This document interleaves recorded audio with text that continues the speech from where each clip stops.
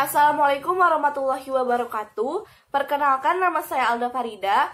Di sini saya akan mempresentasikan mengenai proyek gabungan dari pelajaran biologi, fisika, dan kimia mengenai diorama yang saya buat tentang ekosistem danau.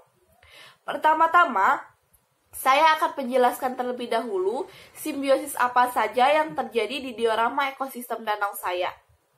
Yang pertama ada simbiosis komensalisme yang terjadi antara katak dan daun teratai. Simbiosis komensalisme ini yang satu untung dan yang satu tidak diuntungkan dan juga tidak dirugikan. Yang untung ini adalah katak karena dia mendapat tempat hidup di daun teratai. Sedangkan yang tidak diuntungkan dan juga tidak dirugikan adalah daun teratai tersebut. Yang kedua, ada simbiosis parasitisme yang terjadi antara ikan nila dan jamur di tubuhnya. Simbiosis parasitisme ini, yang satu merasa diuntungkan dan yang satu merasa dirugikan. Yang diuntungkan ini adalah jamur yang ada di tubuh ikan nila. Sedangkan yang dirugikan adalah ikan nila itu sendiri karena dia menjadi punya jamur di tubuhnya. Yang kedua masih simbiosis parasitisme yang terjadi antara ulat yang hinggap pada pohon. Simbiosis parasitisme ini yang satu merasa dirugikan dan yang satu merasa diuntungkan. Yang untung ini adalah ulat yang hinggap di pohon karena dia mendapat sumber makanan yang dia dapat dari pohon yang dia hinggapi. Sedangkan pohon tersebut merasa dirugikan karena daun-daunnya menjadi rusak karena dimakan ulat. Yang terakhir ada simbiosis mutualisme antara kura-kura dan ikan-ikan yang hidup di sekitarnya.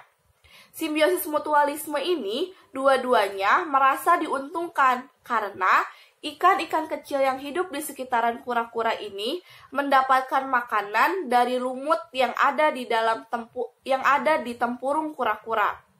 Sedangkan kura-kura juga merasa diuntungkan karena lumut di tempurungnya itu menjadi bersih karena dimakan oleh ikan-ikan yang ada di sekitarnya. Selanjutnya, saya akan menjelaskan mengenai rantai makanan yang ada dalam ekosistem danau saya. Ikan-ikan yang hidup di danau ini akan dimakan oleh burung bangau dan juga orang-orang yang dekat dengan danau itu akan memancing ikan dari danau. Oleh sebab itu, ikan akan dimakan oleh burung bangau dan ikan juga akan dimakan oleh manusia yang memancing ikan di danau tersebut. Sedangkan burung bangau nantinya akan dimakan oleh buaya. Dan kerbau, dia mempunyai sumber makanan sendiri dari pohon-pohon yang ada di sekitar danau.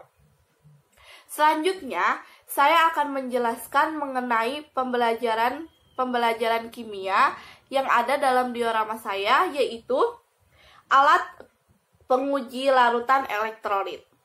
Lampu ini bisa menyala karena kabel-kabel ini saya sambungkan ke paku dan paku tersebut saya masukkan ke dalam larutan garam. Kenapa lampu tersebut bisa menyala? Karena saat paku dimasukkan ke dalam larutan garam, jika larutan garam tersebut termasuk larutan elektrolit, maka lampu tersebut akan menyala. Selanjutnya, saya akan menjelaskan mengenai pembelajaran fisika dalam ekosistem diorama danau saya. Pembelajaran fisikanya yaitu saya akan menjelaskan mengenai hukum 3 Newton mengenai gaya aksi-reaksi yang terjadi dalam diorama saya. Yaitu di sini ada hukum 3 Newton yang terjadi antara manusia yang memancing ikan dengan kail pancing yang nantinya umpannya itu akan dimakan oleh ikan. Kenapa kegiatan tersebut merupakan hukum 3 Newton? Karena saat manusia tersebut menarik kail pancing dan kail pancingnya dimakan oleh ikan, di dalam kegiatan tersebut nantinya akan terjadi gaya aksi-reaksi antara manusia yang menarik kail pancingnya dan ikan yang menahan tubuhnya di dalam air. Mungkin cukup sekian presentasi dari diorama ekosistem danau yang saya buat. Mohon maaf bila ada kesalahan. Wassalamualaikum warahmatullahi wabarakatuh.